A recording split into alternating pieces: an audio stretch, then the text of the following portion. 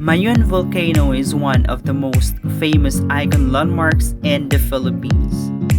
Kaya kayo'y aking dadalhin sa Albay for us to discover more about this spectacular province in our country, the beautiful Philippines.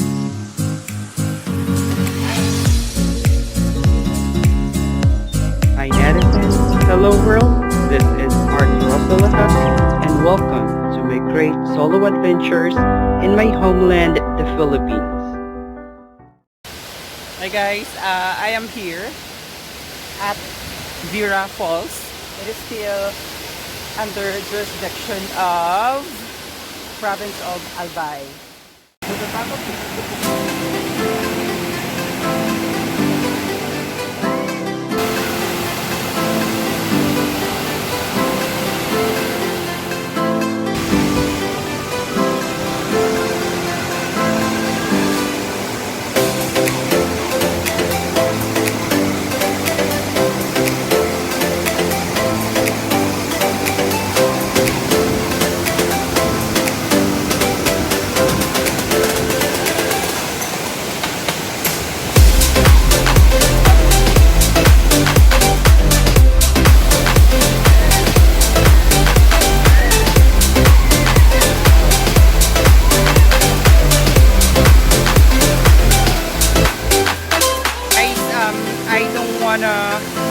swim, but actually the water is inviting me to dip in, and so I will try to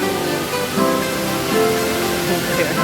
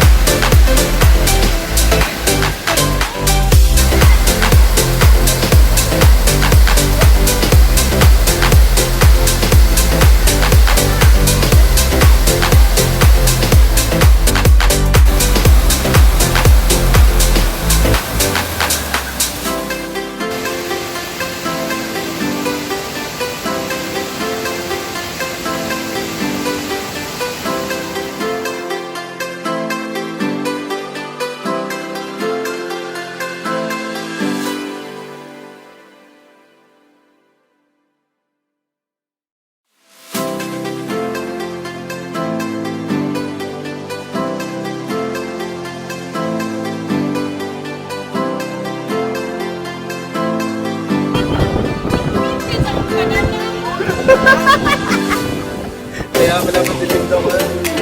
Shit pala.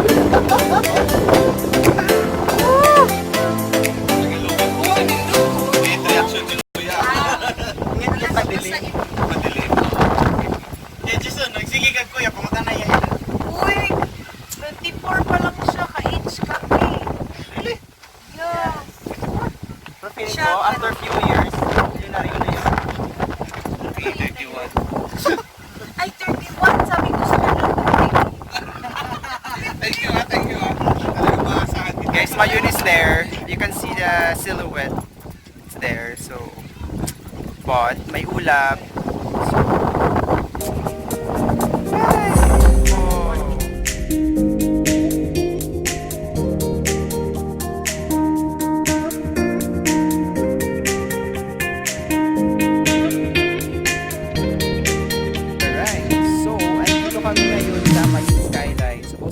makikita nyo dyan yung Mayon Volcano. So it's like 3 kilometers from here, but unfortunately may mga clouds. So hindi talaga siya makikita. Yun guys kahit na anong effort yung ilagay nyo, nabigay nyo, saan wala talaga. So, guys, skyline. It's actually 4:30 in the afternoon, but unfortunately Mayon is not showing up. There are like dark clouds up there, but anyway I still have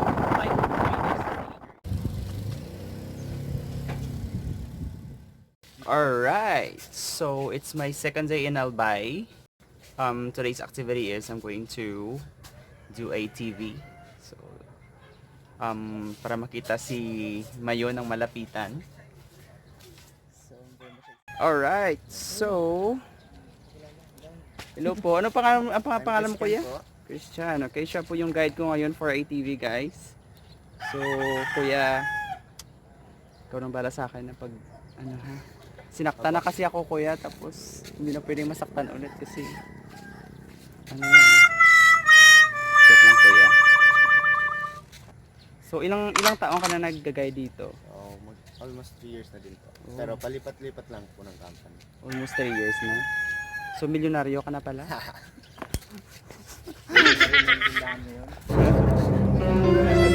Daming ATV oh. Mahal yan, sige. Alright, so let's do it. Okay. Okay. Sir, ito po, preno po sa harap, preno sa likod. Ano, okay. So, ito po yung gas niya. So, diyan nakabase yung bilis ng takbo niya. So, Okay, ito. dahan-dahan lang. Pag ganton ko. Okay. So, to start, hold this brake and this one.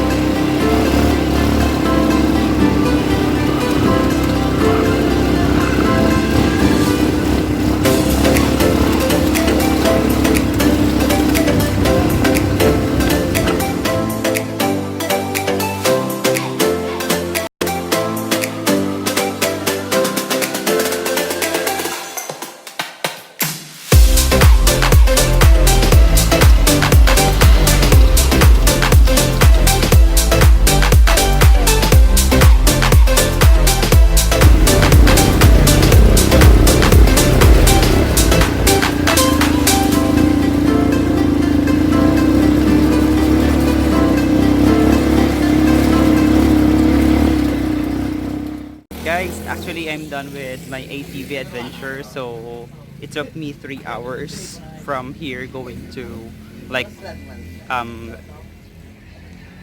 the place where they said black lava can be found. It's nice. It's very interesting for those outdoor junkies. Then I can highly recommend you to try ATV adventure here in the province of Albay. So I'm done. I'm going to the other destinations.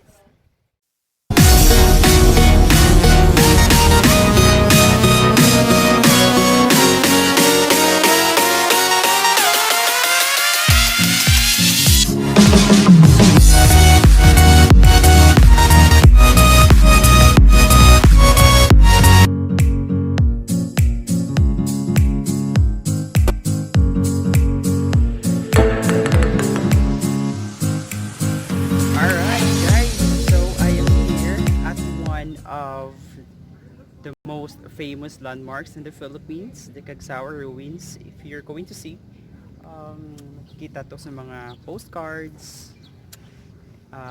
When we say Albay, ito yung makikita mo, but unfortunately Mayon is not showing up still.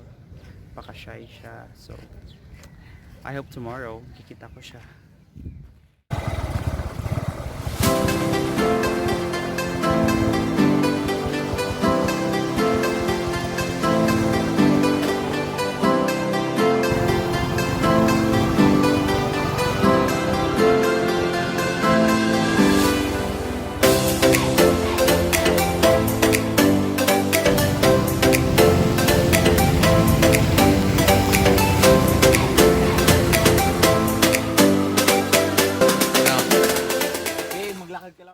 Alright guys, so I am actually here at I Love Black Lava Zipline Adventure. So it is still part of Albay province. They actually have obviously zipline. They also have ATV. So but earlier I have tried ATV already. So we are just going to search and explore the place. So let's go. Kuya, ano pangalan mo? Na. Ilang taong ka nang nag-tour guide dito? Dalawang araw pa lang, sir? Dalawang araw pa lang. Oo. Pangalawa ngayon? Wow. Oo, nag-umpisa ng 2007. 2007 ka. So, mga like more than 10 years. More than 10 years na pala. Siguro marami-rami kang naipon.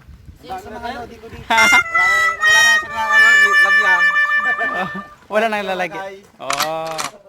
Alright, so we will have a chance to touch the real lava. Yung may helipad, guys. Yung nakikita nyo sa biyahe ni Drew. So pupuntahan namin yun. So,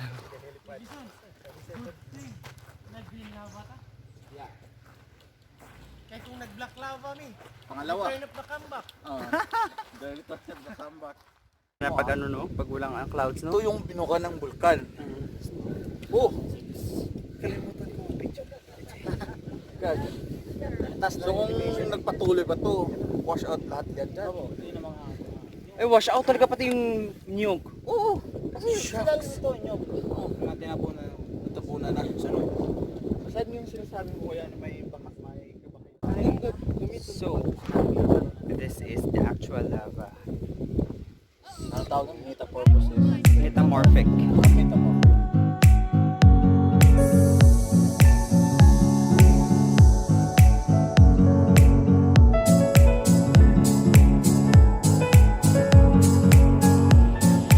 Yung realization na minsan talaga may mga taong darating sa buhay natin hindi para magstay kundi para saktan at iiwan ka lang din para may matutunan ka. And yung realization na forgive those who insult you, attack you, belittle you, or take you for granted. But more than this, forgive yourself for allowing them to hurt you. So just move on because the world is wonderful for you to see and life is awesome when you travel.